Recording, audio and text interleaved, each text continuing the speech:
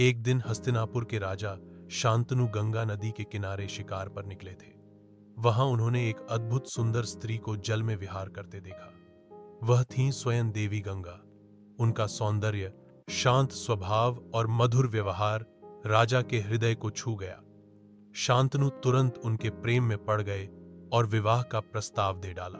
गंगा मुस्कुराई और कहा, मैं तुमसे विवाह करूंगी, लेकिन एक शर्त है।